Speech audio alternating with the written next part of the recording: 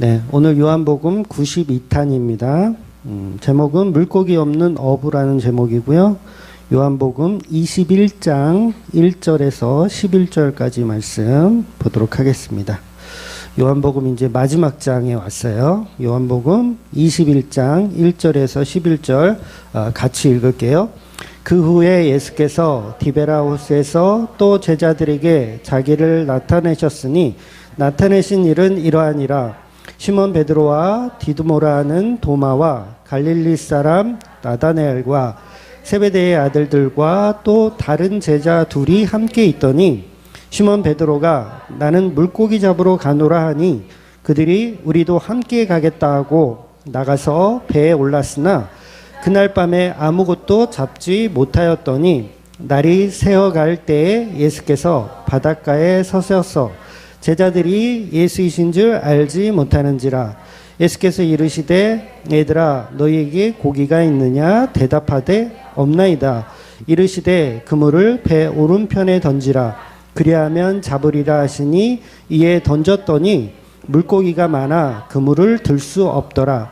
예수께서 사랑하시는 그 제자가 베드로에게 이르되 주님이시라 하니 시몬 베드로가 벗고 있다가 주님이라 하는 말을 듣고 겉옷을 두른 후에 바다로 뛰어내리더라.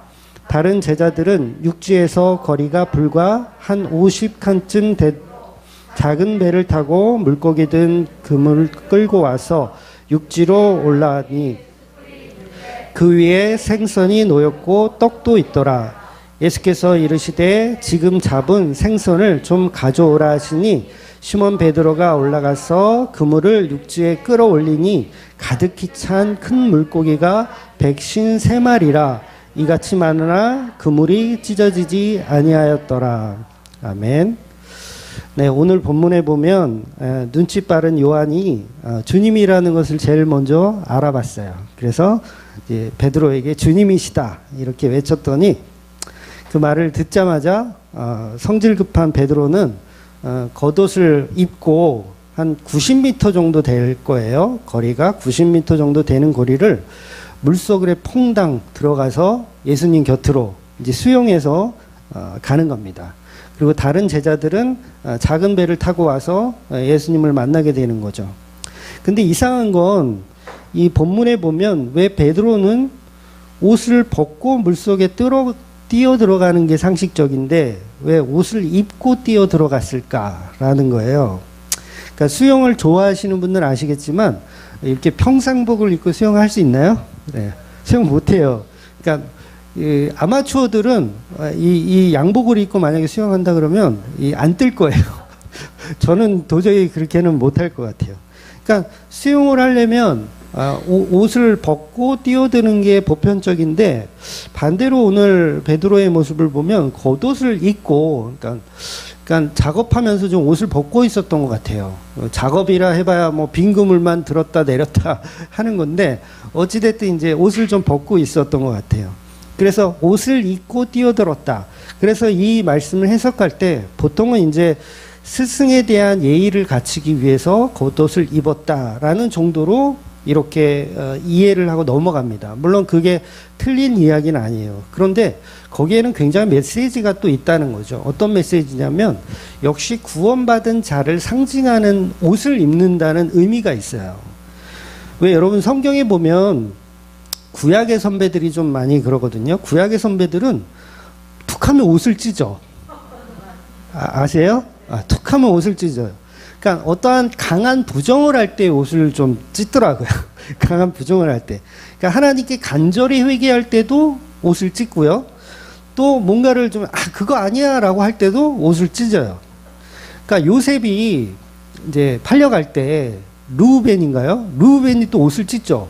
요셉이 없어졌다는 사실을 듣고 그걸 확인하고 나서 옷을 찢어요. 그리고 이제 요셉을 이제 애굽으로 팔아버리고 형들이 이제 그 옷을 가지고 막 이렇게 피 묻히고 해가지고 아버지한테 갖다 주잖아요. 죽었다고. 그랬더니 야곱이 어떻게 해요? 야곱 맞죠? 네. 야곱이 어떻게 해요? 또 옷을 찢어요. 그러니까 가나안 들어갈 때도 정탐꾼들이 이제 12명을 먼저 보내잖아요. 그리고 정탐을 했어요. 그랬는데 10명의 그 정탐꾼들은 야, 우린 틀렸다. 우리 못 이겨. 우리 이제 끝났다. 그러니까 백성들이 야, 우리 그러면 다시 애굽으로 돌아가자. 이렇게 된 거예요. 10명의 정탐꾼들이 그 상황을 보고했더니. 그랬더니 갈렙과 여호수아가 어떻게 합니까? 옷을 찢어요. 또 옷을 찢어. 그런 게 어딨어. 그러면서 옷을 찢어요. 이처럼 유대인들에게 옷을 찢는다는 행위는 우리하고는 좀 문화가 다르죠. 우리는 뭐 승질 난다고 옷 찢으면 그거는 조금 이 성질이 좀 못됐다. 이 정도 수준인데 그 유대인들은 이제 옷을 찢는 의미가 있더라는 거예요. 그러니까 나의 어리석음을 표현할 때 또 회개하는 표현을 할 때 강한 부정을 할 때 옷을 찢습니다. 근데 이런 문화가 왜 유대인들 가운데 있냐면 유대인들은 성경에 능통한 사람들이거든요. 성경을 거의 외우기까지 해요. 그러니까 어렸을 때부터 성경을 달달달달 외우게 시킵니다. 그러니까 모세오경은 기본으로 외우게 시켜요. 그래서 성경에 능통한 사람들이기 때문에 하나님이 아담과 하와에게 입혀주신 가죽옷의 의미를 잘 알고 있어요. 그건 뭐예요? 가죽옷의 의미는 뭐죠? 긍휼과 자비예요. 물론 예수님 맞아요. 거기도 맞는데 유대인들 그냥 보편적인 유대인들이 생각할 때 예수 안 믿으니까 그 사람들이 생각할 때는 가죽옷은 긍휼과 자비의 상징인 거예요. 그러니까 죽어 마땅한 죄인의 수치심을 가려주는 하나님의 은혜. 가죽옷을 입혀주시며 떠나보내는 하나님의 은혜. 이걸 유대인들은 다 알아요. 그래서 우리는 죄를 범해서 부끄러운데 하나님이 아담과 하와에게 그 부끄러움을 감춰주기 위해서 동물을 직접 잡아서 가죽을 얻으려면 어떻게 해요? 인조 가죽이 아니에요. 이거는 천연 가죽이에요. 천연 가죽으로 옷을 입혀주셨을 때 그 유대인들은 하나님께 대한 그 사랑과 긍휼과 자비에 대해서 알고 있다는 거예요. 그러니까 옷을 입는다는 건 내가 사랑받는다라는 거, 그런 자격이 있음을 표현하는 거예요. 그럼 반대로 옷을 찢는 건 뭐예요? 나는 사랑받을 자격이 없다라는 표현이에요. 나는 하나님께 사랑받을 자격 없어요 라는 표현을 할 때 옷을 찢는 거예요. 이게 뭐라고요? 이게 회개예요. 회개. 나는 하나님 앞에 가죽 옷을 입을 만한 이런 어떤 게 없습니다. 하나님, 저 죽여주세요. 옷을 찢는 거예요. 그러니까 베드로가 오늘 겉옷을 입었다는 건 그 연장선상에서 예수님의 사랑과 용서를 받아들일 준비가 되었다는 뜻이에요. 되었다는 뜻. 그러니까 베드로는 지금 어떻게 해야 돼요? 예수님을 3번 부인한 적 있죠. 그리고 지금 고기를 잡는데 한 마리도 못 잡았어. 그럼 어떻게 해야 돼요? 예수님 보자마자 옷을 찢고 도망가야 돼요. 이해가 되세요? 예수님 찾아오셔서 아 부끄러워. 나는 주님을 만날 자격이 없어요. 옷을 찢고 옷을 벗고 뛰어들어서 섬으로 도망가야 되는데 예수님 앞으로 오는 거잖아요. 지금 이 반대 얘기를 지금 설명하고 있는 거예요. 그래서 베드로는 이전에는 어때요? 처음에 예수님 만났을 때는 주님 나를 떠나소서 그랬어요. 처음 예수님 만났을 때 나는 죄인이로소이다. 주님 나를 떠나세요. 근데 지금 어때요? 예수님 앞으로 가는 거예요. 지금은 더 죄인인데 배신했고 완전 말도 되게 안 듣는 그런 제자인데 지금은 오히려 옷을 입고 예수님 앞으로 수용해서 가더라는 거예요. 그래서 베드로는 아직 해명할 그럴 만한 시간도 없었잖아요. 내가 왜 3번을 부인했는지. 그런데 베드로는 죄인임을 알고 예수님이 그 죄를 덮을 수 있는 능력자이심을 지금 배워가고 있는 거예요. 그래서 옷을 벗고 도망가야 되는데 옷을 입고 도망가는 거예요. 아니 입고 예수님 앞으로 오는 거예요. 그 왜 군병들에게 예수님 끌려가실 때 그 마가복음에만 나오는 말씀이 하나 있거든요. 그게 뭐냐면 제자가 한 명이 청년이라고 표현하는데 제자예요. 누군지는 정확히 몰라요. 그 제자가 예수님이 잡혀가니까 이게 졸졸졸 따라가다가 이제 걸렸어. 걸릴 것 같아. 그러니까 어떻게 해요? 겉옷을 벗어버리고 막 도망가는 거예요. 그러니까 대조적이죠. 지금 베드로의 상황과 그 십자가 지기 전에 제자들의 상황과 대조적인 거예요. 그러니까 그때는 옷을 벗고 도망가는 게 맞아요. 근데 오늘 베드로는 옷을 벗고 도망가는 게 아니라 옷을 입고 예수님 앞으로 나와오더라는 거죠.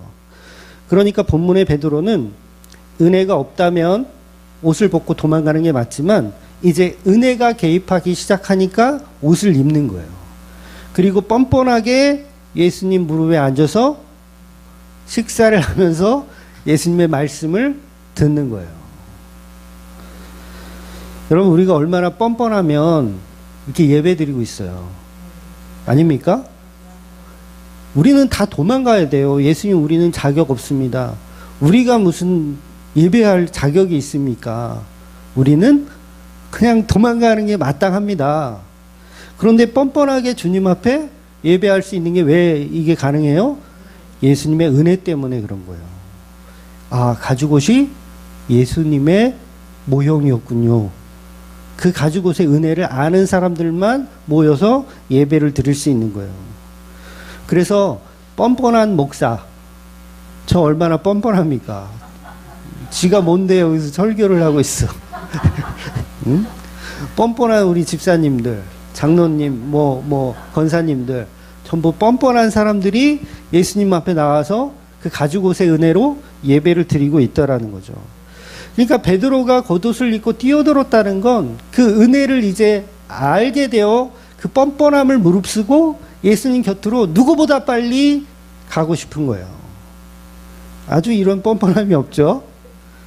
아마 다른 제3자가 본다면 베드로의 이 행동을 보고 야, 저런 뻔뻔한 인간이 있나. 3번이나 부인하고 뭐 좋다고 지금 응? 쥐구멍에 들어가도 시원치 않을 저 인간이. 그러니까 우리는 다 베드로와 같은 존재들인데 예수님이 주신 그 예복을 입고 잔치에 참여하는 거예요. 그게 교회들입니다. 예수님의 몸된 교회이고 신부된 교회들이 예수님의 옷을 뻔뻔하게 입고 예배에 참여하는 거예요. 그래서 지난주에 그 도마의 고백, 당신이 나의 주시며 나의 하나님입니다 라는 고백했잖아요. 베드로가 이걸 지금 표현하고 있는 거예요. 베드로의 그 고백을 오늘 21장에서 베드로가 몸으로 표현하고 있는 거예요. 도마의 고백을 베드로가 표현하는 거. 그래서 그 옷을 입고 예수님 앞에 서는 거. 이거 모형적으로 보여주는 거죠. 그래서 이 부분은 이제 다음 주에 이제 예수님께서 베드로에게 이 사람들보다 네가 나를 더 사랑하느냐? 이런 질문 속에서 이제 한 번 더 자기 부인의 그 부정에 대한 이야기를 설명하실 거예요. 그러니까 배신과 부인에 관한 설명, 그 메시지가 굉장히 중요한 메시지인 거죠. 이제는 도망가지 말고 뭐예요? 예수님 곁에서 예수를 사랑하는 자로 예수의 일을 하는 자로 남아야 된다. 그 메시지를 결론적으로 주고 있는 거예요. 그러니까 베드로가 옷을 입고 바다로 뛰어들었다는 것은 죽어 마땅한 죄인이지만 예수님의 십자가를 내가 보기를 원합니다. 라는 표현인 거예요. 그래서 이제 율법적인 옷은 그만 찢고 맨날 찢고 있어. 십자가의 은혜를 받으면서도 맨날 찢고 있어. 그럼 돼요? 안 돼요? 그럼 안 돼요. 지금 할 일이 많은데. 지금 제자들이 할 일이 많잖아요. 제자들이 일을 안 하면 어떻게 돼요? 우리 다 예수 안 믿는 거 아니에요. 일을 해야 되는데 계속 옷을 찢고 있어. 계속 도망 다니고. 여러분, 그게 회개가 아닙니다. 계속 옷만 찢고 도망가기만 하고 그게 회개가 아니에요. 그래서 성도에게는 예수로 옷 입은 것이 아주 중요한 문제인 거예요. 예수로 옷을 입으면 뻔뻔해지면서 그 뻔뻔함이 뭐예요? 은혜의 삶을 살게 만들어 가는 겁니다. 그래서 부활하신 예수님과 제자들이 첫 번째 만났을 때 도마를 제외한 다른 제자들을 만났어요. 그리고 두 번째 만남은 도마를 포함한 제자를 만났죠. 제자들을. 그리고 오늘이 세 번째 공식적인 만남이에요. 물론 제자들이 예수님을 딱 3번만 만난 건 아니에요. 그 중간중간에 개인적인 만남들이 있었어요. 그런데 요한은 공식적인 만남을 지금 표현하고 있는 거예요. 그래서 첫 번째, 두 번째 만남은 마가 다락방에서 만난 거고 오늘 세 번째는 갈릴리 바다에서 제자들과 만나시는 장면인 거예요. 요한은 왜 이렇게 순서적으로 표현하고 있을까요? 이 만남에 대한 이야기를 첫 번째, 두 번째, 세 번째까지 말하면서 왜 이렇게 순서적으로 말하고 있을까? 이건 예수님의 옷이 어떠한지를 설명하고 싶은 거예요. 예수님의 옷이 어떠한지. 그래서 21장은 요한복음의 20장의 결론이 끝나고 21장의 에필로그예요. 그러니까 앞으로 이제 너희들이 어떻게 살아가야 할지, 살아가게 되는지를 설명하는 에필로그가 21장인 거죠. 즉 넓은 의미로 보면 도마가 없는 상태에서 제자들이 예수님을 다 만났잖아요. 그래서 그 제자들이 10명의 제자들이 한 제자 도마를 놓고 전도를 하는 거예요. 전도가 되던가요? 안 돼요. 희한하지 않아요? 10명이 한 명 놓고 전도를 못 해요. 그런데 이 도마가 뭐 길 가던 사람 아무나 끄집어 놓고 지금 전도하는 게 아니잖아요. 3년 반을 예수님과 함께 동고동락하고 우리와 함께 동고동락한 제자예요. 믿을 만한 제자죠. 한마디 던지면 믿을 것 같은, 아닙니까? 도마는 그런 존재였어요. 믿을 것 같은데 10명의 제자가 이야기를 하는데, 복음을 전하는데 도마가 믿어요, 안 믿어요? 안 믿어요. 잘 믿을 것 같은데 뒤통수를 쳐요. 잘 믿을 것 같은데 뒤통수를 치는 거. 이런 경험이 있으셔야 될 텐데 전도가 안 되더라는 거예요. 여러분, 이 도마는 보통 내기가 아니거든요. 그러니까 믿음이 현찮은 사람이 아니에요. 여러분, 제자 중에서 넘버 원이 누굴까요? 보통은 다 베드로라고 하죠. 넘버 투는 누굴까요? 저는 넘버 투, 개인적인 건데 넘버 투는 저는 가룟 유다라고 생각해요. 네, 넘버 투는. 그리고 넘버 쓰리를 굳이 매기자면 저는 도마라고 생각해요. 지극히 개인적인 거예요. 그러면 최소 넘버 쓰리면 믿을만 할 텐데 복음을 안 믿더라는 거예요. 그래서 요한은 그 부정적인 면을 3번이나 반복해서 지금 설명하고 있는 거예요. 인간의 힘으로 아무리 떠들어봐야 믿을 것 같은 인간 믿더라? 안 믿더라예요. 그러니까 뭐가 필요하다? 성령의 은혜가 필요하다는 걸 계속 반복적으로 설명하는 거예요. 그래서 요한은 나중에 결론으로 더 말씀드리겠지만 성령이 임하면 너희들은 이제 다 죽었어요. 네가 하고 싶은 대로, 네가 가고 싶은 대로 못 다녀. 이제 너네들은 딱 걸린 거야. 이 얘기를 결론으로 주는 거예요. 그래서 3번이나 반복하면서 인간의 부정함, 인간의 능력 없음을 계속 설명하는 거예요. 그래서 인간의 능력으로는 전도가 안 되더라는 거죠. 예수님이 오셔서 해야 돼요. 예수님이 오셔서 전도해야 도마가 그때야 비로소 당신이 나의 주시며 나의 하나님이다를 믿는 거예요. 그러니까 지금도 마찬가지죠. 예수님이 오셔서 전도를 해야 전도가 되는 거예요. 그걸 성령이라고 하는 거고 예수님의 영이라고 하는 거예요. 그러니까 저에게, 여러분에게 예수님의 영이 임하면 이 영이 전도하면 전도가 되는데, 우리가 그냥 우리의 지식과 우리의 논리로 아무리 떠들어봐야 믿을 것 같은 도마가 뒤통수를 치더라는 거예요. 너나 믿어라 이쌍 그러면서 뒤통수를 치더라는 거예요.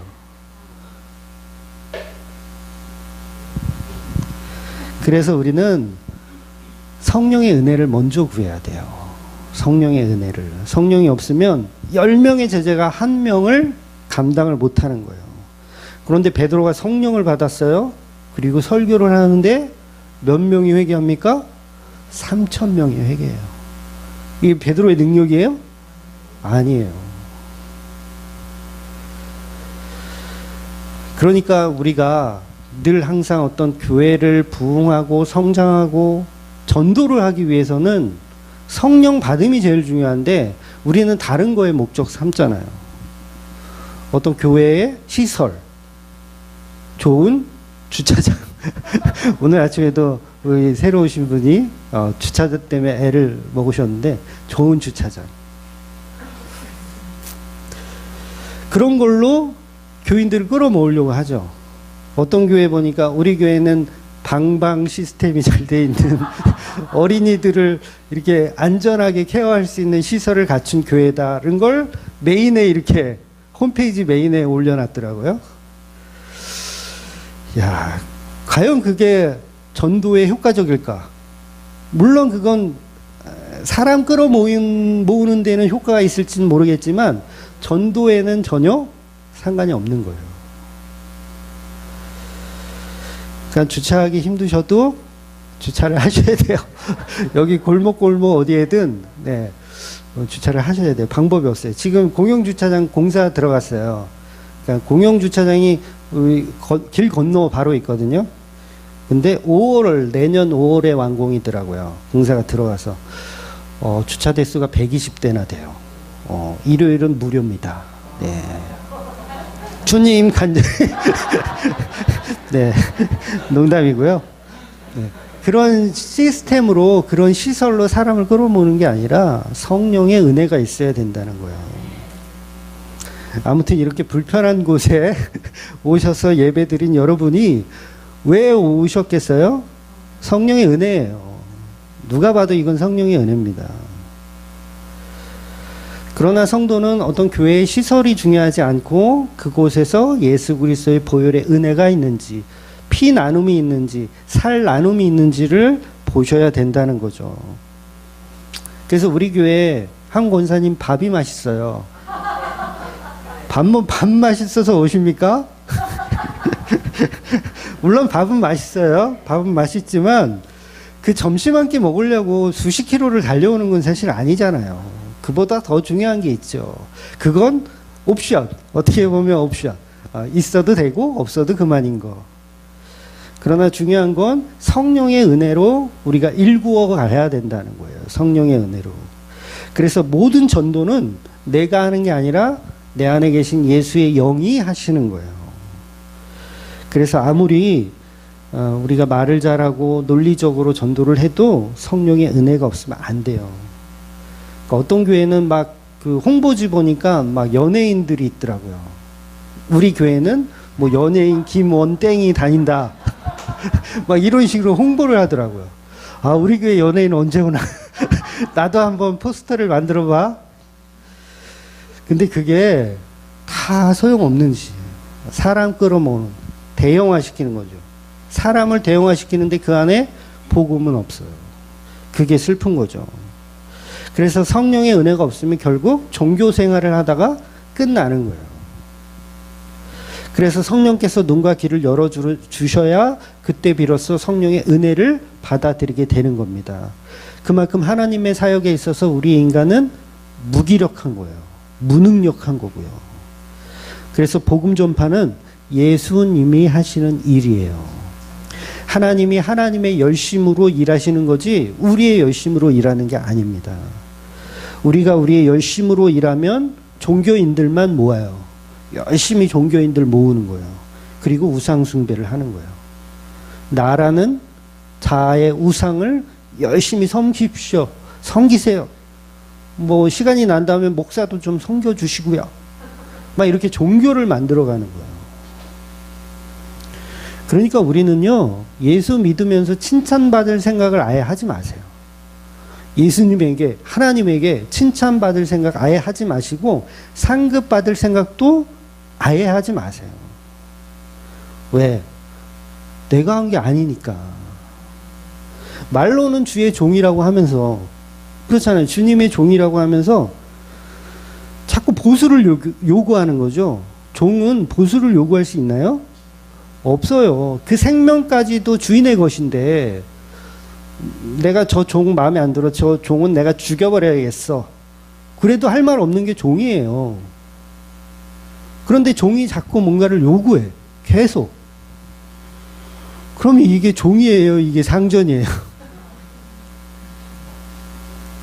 그래서 주신 분도 하나님이요, 가져가신 분도 하나님이라는 게 그게 허튼 말이 아니고요. 그 말이 본질적으로 맞는 말이에요. 그래서 오늘 본문에 보면 베드로를 포함한 7명의 제자가 아직 성령을 가시적으로 받지 못한 상태예요. 여전히 자기 재능과 자기 능력으로 살아가고 있는 모습이죠. 물론 이들이 지금 예루살렘에 계속 있지 않고 세 번째 만남에서는 예루살렘을 떠나서 갈릴리로 왔다는 건 칭찬해 줄만 합니다. 예, 이거 어찌됐든, 그 과정이 어땠는지 성경은 설명하고 있지는 않지만, 어쨌든 지금 갈릴리로 왔다는 건 칭찬해 줄 만해요. 그런데 문제는 뭐냐면, 그럼 약속한 대로 갈릴리에 왔어요. 그러면 여기서 예수님 만나기로 했잖아요. 그러면 그동안 뭘 하고 있어야 될까요? 복음을 전해야죠. 예수님 부활하셨다. 예수님 십자가에 죽으셨는데 너네들 다 알지? 십자가에 죽은 사건, 예루살렘에서 엄청난 사건이었어. 그런데 그분이 부활하셨어 라고 갈릴리 온 동네를 돌아다니면서 전도를 하고 있어야 되잖아요. 근데 뭐 하고 있었어요? 야, 나는 고기나 잡으러 가련다. 씨 언제 오시는 거야 도대체? 약속을 해놓고 예수님 시간 약속을 이렇게 안 지키셔. 난 고기나 잡으러 가련다. 그랬더니 다른 제자들도 그래 우리도 고기나 잡고 있자. 이게 뭐예요? 이 행동이 속 터지는 행동을 하고 있는 거예요. 그래서 밤새도록 고기를 잡아요. 빈 그물을 내렸다 올렸다 내렸다 올렸다 하는 거예요. 바로 그때 예수님이 세 번째로 찾아오시는 거예요. 이들은 모두 어부 출신이기 때문에 고기 잡는 방식에 대해서는 두말하면 잔소리입니다. 너무 잘 아는 사람들이에요. 여러분이 많이 배우고 많이 공부해서 성경을 논리적으로 조리 있게 잘 푼다고 해서 전도가 되지 않는 것처럼 오늘 베드로와 제자들은 자기들의 지식을 총동원해서 고기를 잡고 있어요. 그런데 잡을 수 있다 없다? 없다예요. 물고기가 한 마리도 없어요. 여러분 목욕탕에서 족대 아세요? 족대? 물고기 잡는 족대? 대나무 양쪽에 있어 그물 있는 그걸 족대라고 하거든요. 우리는 금촌에서는 반도라고 옛날에 불렀는데 그 족대를 가지고 목욕탕에서 막 고기를 잡고 있어요. 지금 이 모습이 제자들의 모습인 거예요. 이해가 되세요? 목욕탕에서 남들 옆에서 떼미는데 탕에 들어가서 족대로 나 고기 잡을래. 고기 잡고 있는. 제가 요번 여름에 그 해수욕장 갔거든요. 해수욕장에서 아이들하고 이제 놀면서 해수욕장에 물고기 막 다니는 거 아세요? 거기는 막 그 바닷가라 고기가 막 다녀요. 해수욕장인데. 그래서 그 물고기들을 한번 잡아보겠다고. 늘 항상 제 차에는 이 족대가 있어요. 여름만 되면 항상 갖고 다녀요. 그 족대를 꺼내가지고 해수욕장에서 아이들하고 열심히 막 이리 뛰고 저리 뛰고 하면서 네, 몇 마리 잡았을까요? 한 마리도 못 잡았어요. 여러분 바다에서는요 족대로 잡으면 안 되고 투망으로 잡아야 돼요. 넓은 그물 있죠? 이렇게 투망을 툭 던지면 넓게 펴지는 그런 그물이 있어요. 그걸로 잡아야 잡히는데 족대로는 이건 목욕탕에서 고기 잡는 거하고 똑같아요. 그러니까 이런 지식을 제자들이 갖고 있다 없다? 갖고 있는 거예요. 이거 족대로 잡으면 안 돼. 해수욕장은 투망으로 잡아야 돼. 지식이 다 있어요. 그런데 이상하게도 그날따라 잡혀요? 안 잡혀요? 안 잡히는 거예요. 헛손질만 하고 있는 거예요. 그때 예수님께서 개입을 하시죠. 그물을 오른편에 던져라 말씀하시고 그 말에 이제 순종해서 그물을 내렸더니 무려 153마리라고 하는 많은 양의 물고기를 잡게 되는 게 오늘 메시지예요. 그러니까 이 물고기는 처음부터 예수님이 몰아다 주신 거예요. 그렇죠? 예수님이 몰아다 주신 거. 그리고 제자들이 잡고 있을 때 일부러 예수님이 야 고기들아 그쪽으로 가지 마라 이렇게 하신 거예요. 이해가 되세요? 저 인간들 한 마리도 못 잡게 너네들 거기 근처로도 가지 마. 전지전능한 하나님께서 그렇게 하신 거예요. 그러니까 뭐예요? 목욕탕에서 열심히 잡고 있는 걸 본인들은 몰라요. 지금 한 마리도 없는 목욕탕에서 열심히 쪽대로 잡고 있는 걸 본인들이 모르고 있다는 거죠. 그래서 헛수고만 하고 있는 거. 그래서 그 고기는 결국 누가 잡게 하셨냐면 예수님께서 잡게 하셨다는 거예요. 그래서 성령 받은 교회에서 담임 목사가 장로가 열심히 사람을 낚는 업으로 열심히 일해서 곳간을 채웠다. 곳간이라 그러니까 이상하네. 교회당을 채웠다. 그러면 그거 누가 하신 일이라고요? 예수님이 하신 일이에요. 우리는 성령의 은혜가 없으면 목욕탕에서 계속 잡는 거예요. 그러니까 철저히 예수님은 너희들의 어떤 능력과 재능으로 선교 사역을 해서는 안 된다는 메시지를 하시는 거예요. 너희들의 지식과 너희들의 노력과 너희들이 알량한 어떤 수고로 하는 게 아니라는 걸 보여주는 거예요. 그래서 오늘 본문의 배경도 도시 예루살렘이 아닌 시골 변두리 어촌이에요. 제자들을 처음 만났던 그곳입니다.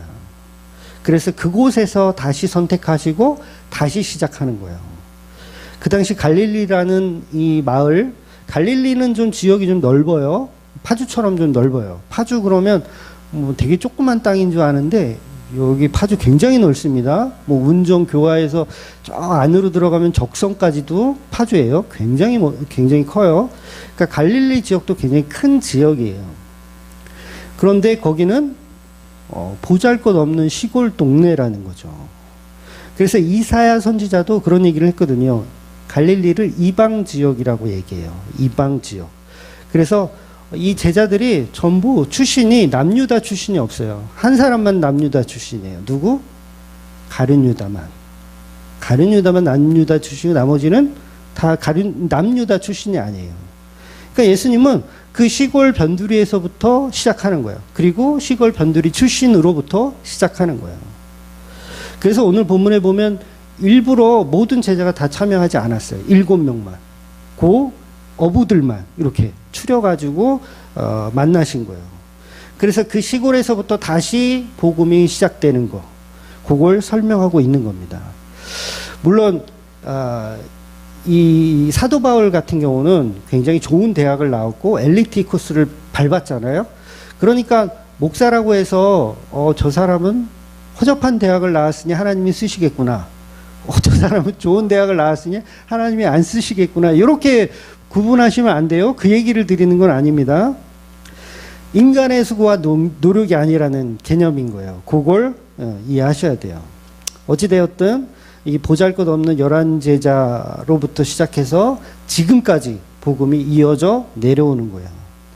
하나님은 이처럼 인간의 힘으로 사용하는 게 아니라 인간은 없음, 오직 성령의 은혜로만 사용하기를 원하시는 거예요. 그래서 본문에 보면 어부인데 물고기가 없어요. 그 제목이 물고기가 없는 어부잖아요. 어부인데 물고기가 없다. 의사인데 환자가 없다. 이상하지 않아요? 아이러니하지 않아요? 목사인데 교인이 한 명도 없다. 그거예요, 지금. 제자들의 상황이. 목사인데 교인이 한 명도 없다예요. 거기서부터 출발하는 거예요. 그래서 예수님이 베드로에게 다음 주에 보겠지만 내 양을 치라, 내 양을 먹이라 이렇게 표현하잖아요. 내 양이에요. 예수님의 양이에요. 그러니까 베드로의 것은 아무것도 없죠. 목사의 것은 아무것도 없죠. 아무것도 없음에서부터 출발하는 거예요.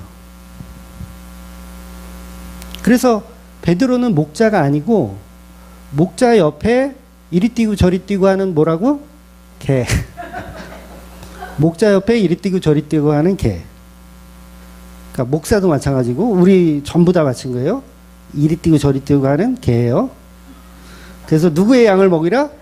예수님의 양을 먹이라. 오늘 본문도 처음엔 예수님이 제자들 만날 때 똑같은 사건을 이렇게 내러티브 하고 있거든요. 똑같은 내용으로. 그러니까 어부인데 물고기가 없어요. 처음 만날 때도 똑같아요. 빈 그물만 손질하고 있어요. 어부인데 고기가 없는 제자들. 그러니까 예수님은 너희들은 지금 빈 그물이니 물고기 하나도 없네. 물고기 하나도 없네. 그러면 일을 시작해보자. 이렇게 되는 거예요. 그래서 하나님의 사역은 인간의 재능이 아닌 완전한 관계성에서부터 시작하는 거예요. 관계성. 내 양을 먹이라? 네가 나를 사랑하느냐? 이 관계성으로부터 시작하는 거예요. 재능이 아니에요, 절대. 우린 많은 오해를 해요. 재능으로 사역을 한다고 생각해요. 그래서 달란트의 비유도 어떻게 해석하냐면 다 재능으로 해석을 해요. 피아노 치는 재능이 있는데 그걸 숨겨. 넌 지옥이야. 요렇게 해석해요. 보통 교회들이 다. 드럼을 칠 줄 아는데 드럼 치는 재능을 숨겨. 넌 지옥이야. 이렇게 해석을 한단 말이에요. 근데 그 얘기가 아니라 달란트 비유는 관계성을 이야기하는 거예요. 네가 나와 하나가 되어 있느냐. 내가 없을 때, 내가 타국에 갔을 때도 여전히 내가 있는 것처럼 너는 일하고 있느냐. 그 얘기를 설명하시는 거죠. 그러니까 내 것은 없고 그 관계성으로 예수님의 것을 지키는 자가 지금 베드로의 모습이어야 한다는 거죠. 그래서 예수님께서 그물을 오른편에 던지라 말씀하셨어요. 그 말에 순종하는 게 뭐예요? 관계성이죠. 순종하는 게 관계성이에요. 근데 그 관계성은 어떻게 가능하냐면 내 말이 너희 안에 거하고 너희 말이 내 안에 거하면 그 관계성이 해결이 되는 거예요. 근데 배 우편에 던지라고 했는데 넌 무슨 상관이냐? 내가 어부인데 내가 전문가인데 넌 무슨 상관이냐? 어디 목수 주제에 어부하는 일에 참견을 해? 이러면 뭐예요? 관계가 깨져 있는 거죠. 전혀 깨져 있는 거예요. 그러니까 예수님, 목회는 제가 잘하니까 좀 들러붙지 마시고 좀 저리 떨어져 계세요. 이거는 무조건 주차장부터 넓혀야 돼요. 예수님 무슨 소리를 하세요? 주차장부터 넓혀야 되고 연예인 일단 끌어모아야 되고 좀 저리 좀 가요. 목회는 제가 전문가예요. 이러면 뭐예요? 전문성이 있는 게 아니라 관계성이 없다는 거예요. 그런데 이 달란트 비유를 자꾸 이게 재능으로 바꿔가지고 둔갑시켜서 예수님 저리 가세요. 내가 고기 잡는 데는 천재입니다. 내가 고기 이거 잡아가지고 부자 된 사람이에요. 이러면서 예수님을 밀어내더라는 거죠. 그래서 깊은 곳에 고기가 있는지 없는지 베드로는 너무도 잘 알고 있지만 깊은 곳에 내려서 고기를 많이 잡았던 그 첫 사건을 계속 기억하고 있는 겁니다. 그래서 하나님이 사용하시는 방식은 빈 그물부터 시작하는 거예요. 빈 그물.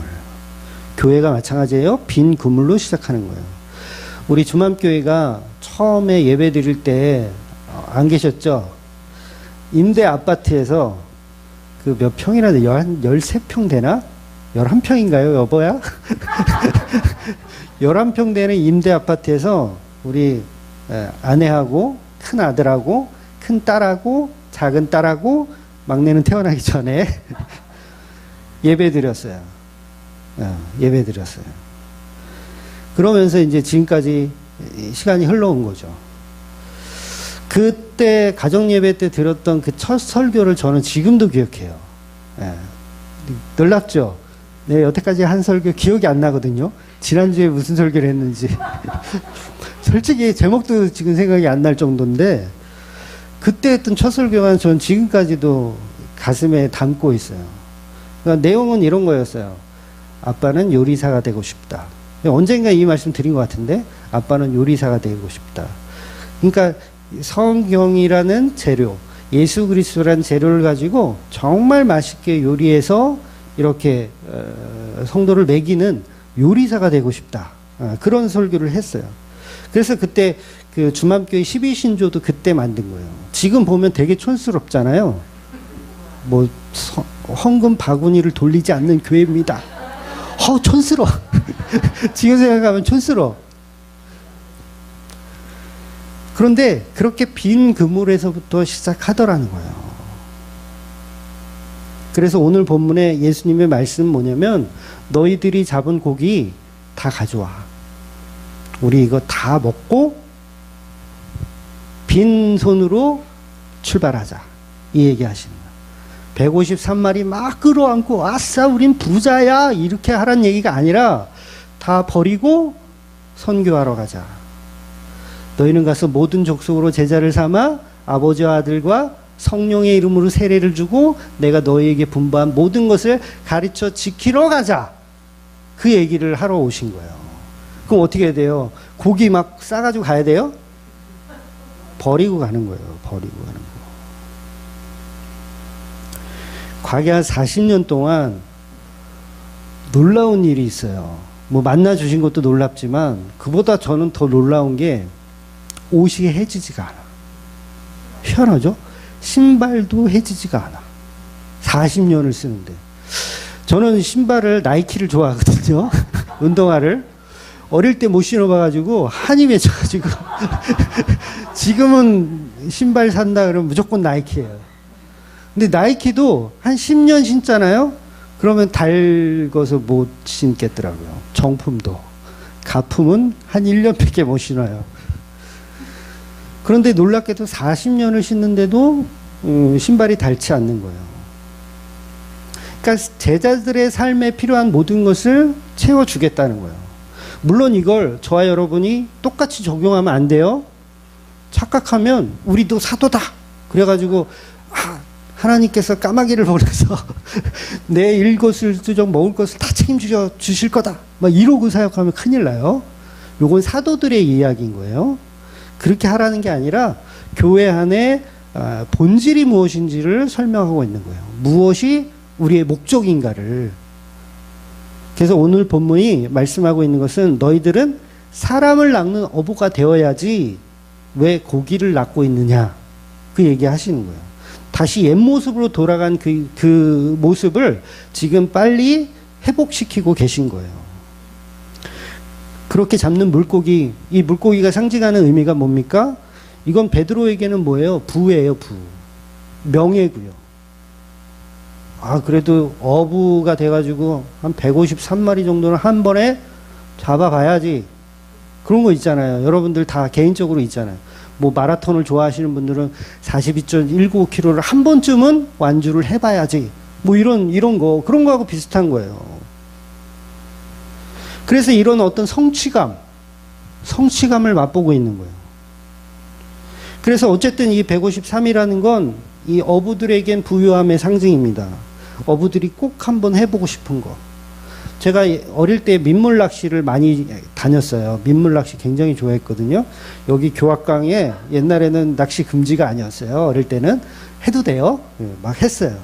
그래서 제가 웬만한 건 다 잡아봤어. 잉어, 붕어, 그다음에 뱀장어, 메기, 쏘가리.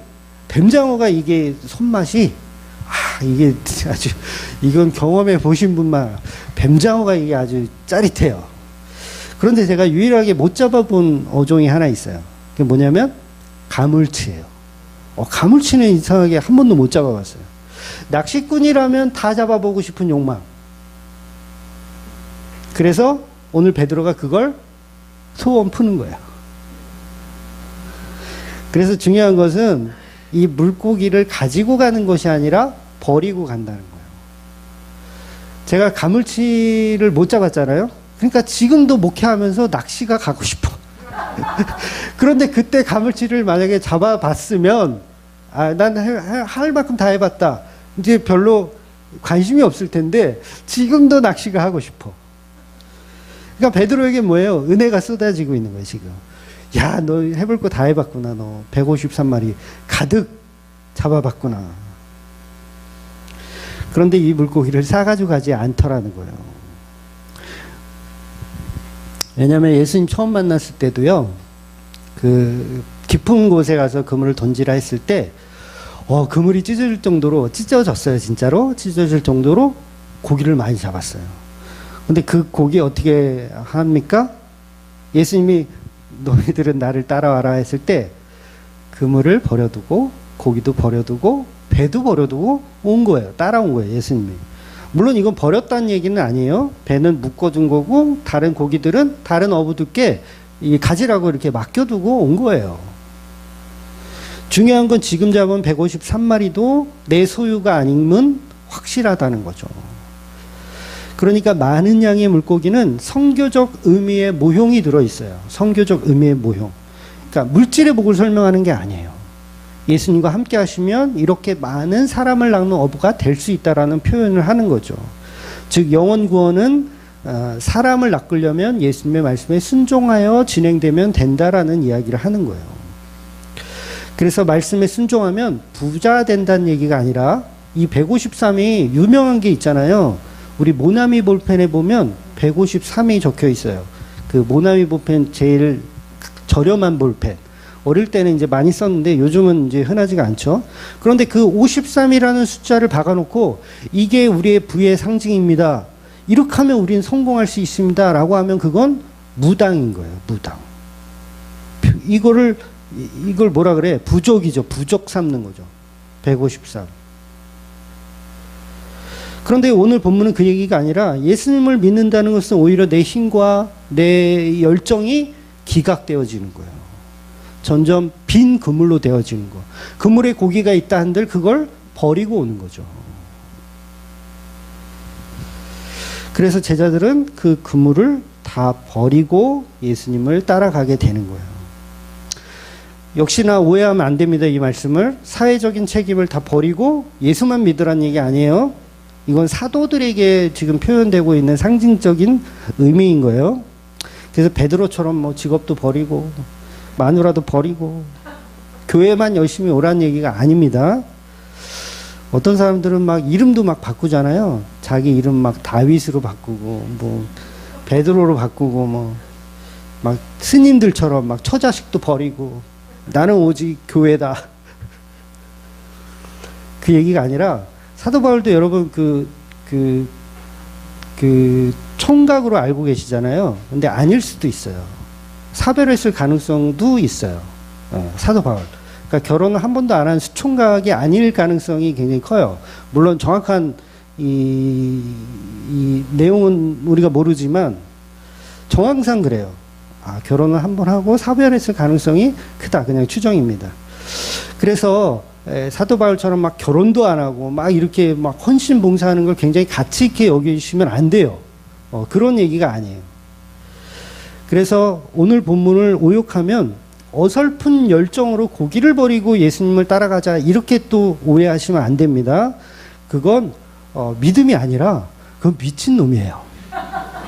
네? 이해가 되세요? 처자식을 다 버리고 부모도 버리고 공양도 하나도 안 하고 집에서 애들은 막 쫄쫄 굶어가는데 금요철야에서 막 주여만 외치고 있고 이러면 그건 이거 미친놈이 아니라 이거 절대로 그런 그 얘기를 하는 게 아닙니다.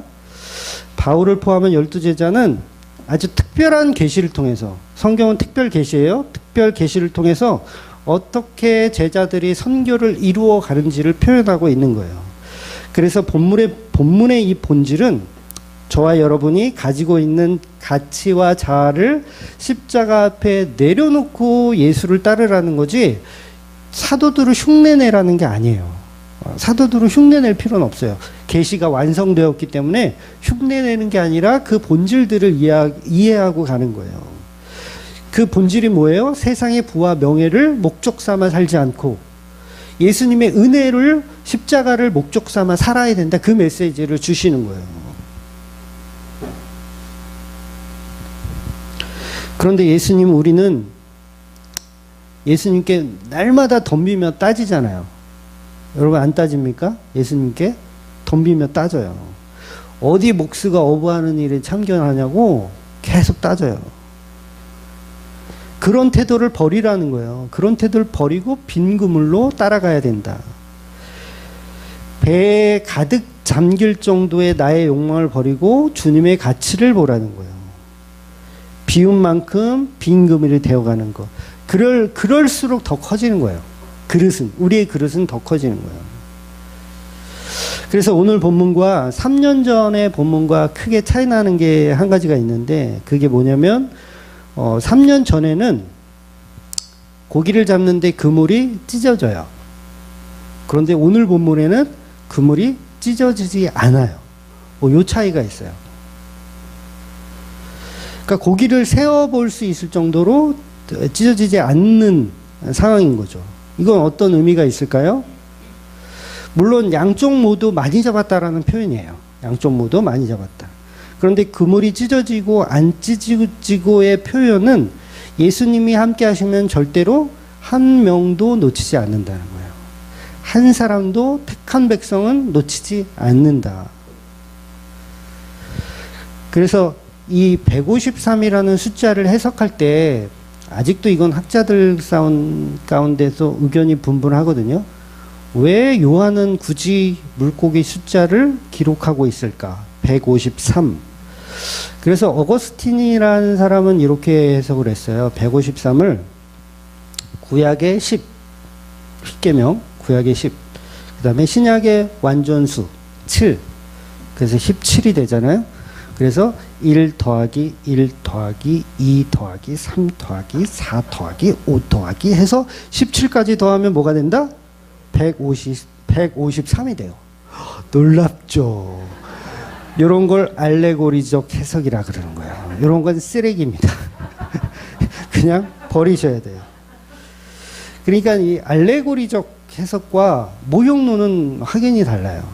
왜냐하면 알레고리는 성경이 성경을 해석하지 않는 거예요. 그러니까 예를 들면 노뱀이 있어요. 구약에 노뱀이 있죠. 노뱀 사건이 있었어요. 그런데 이게 노뱀 사건이 구약에서 끝나. 그리고 신약에 아무 내용도 없어. 그러면 이 노뱀을 예수님으로 연결하면 안 돼요. 근데 예수님께서 연결을 해주시죠. 모세가 광야에서 뱀을 든 것처럼 인자도 들려야겠다. 해석을 해줬어요. 그러니까 성경이 성경을 해석한 거예요. 그런 경우 이거는 모형론이라고 하는 거예요. 모형론. 알레고리가 아니라. 그래서 모든 성경은 모형론입니다. 그냥 알레고리로 착각하시면 안 돼요. 그래서 막 153을 갖다가 막 짜집기를 해가지고 막 1은 유일하신 하나님, 5는 모세 오경, 3은 삼위 하나님 이래가지고 153을 막 나름대로 해석하면 그거 뭐다? 그건 쓰레기다. 그래서 수많은 모형론과 이 알레고리는 조심하셔야 돼요. 신천지가 그거 전문이잖아요. 알레고리 해석. 이거는 뭐고 저거는 뭐고 막 갖다가 붙여. 근데 성경적 근거가 전혀 없어요. 그러면 이 153은 뭘까? 제가 어릴 적에 이 모나미 볼펜의 153이 이게 성경에 있는 말씀이라는 걸 알고 연구하기 시작했어. 도대체 이 153은 무슨 뜻인가? 그래서 주위에 계신 뭐 집사님들 아니면 그 청년 뭐 회장이나 형들한테 물어봤어. 153이 도대체 무슨 뜻이냐? 근데 말해주는 사람이 없더라고. 모르더라고요, 다. 근데 그 당시에는 뭐 주석책도 없고 뭐 아무것도 없잖아요. 어릴 때니까. 너무 궁금해서 머리가 빠질 것 같아서. 너무 궁금해서. 저는 이런 거 꽂히면은 막 이게 승질이 못 돼가지고 어떻게든 알아내야 되거든요. 근데 제가 그때 답을 찾았어요. 답을 어디서 찾았냐면 희한하게 백과사전에서 찾았어요. 백과사전에서.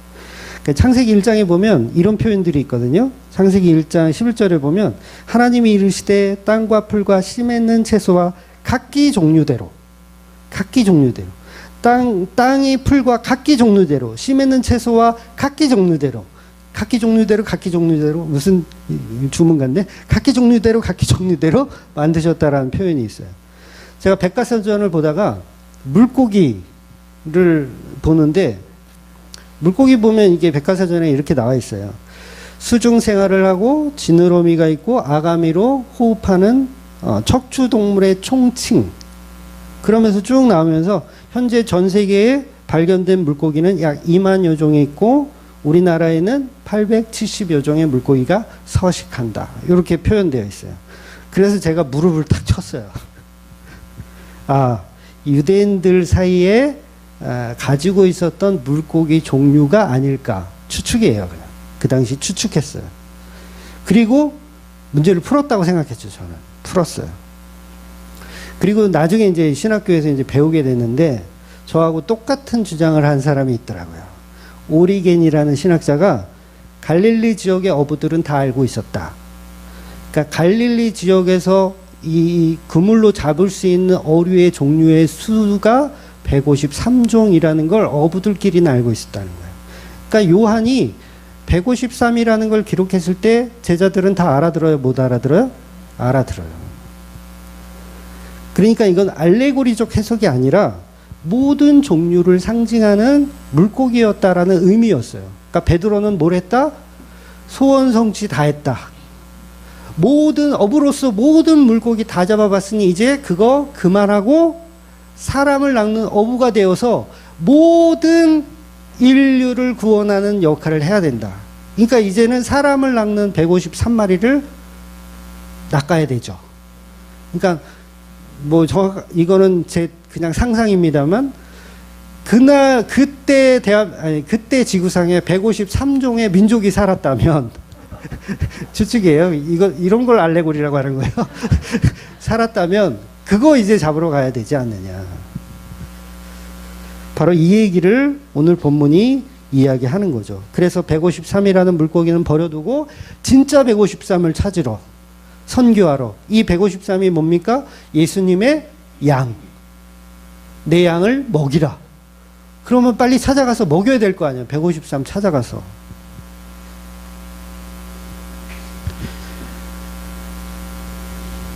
그래서 3년 전에는 그물이 찢어졌다면 이제는 찢어지지 않는 거예요. 너희가 가는 곳에 153의 모든 것을 다 수확할 수 있도록 내가 함께 하겠다. 그 말씀을 하는 거예요.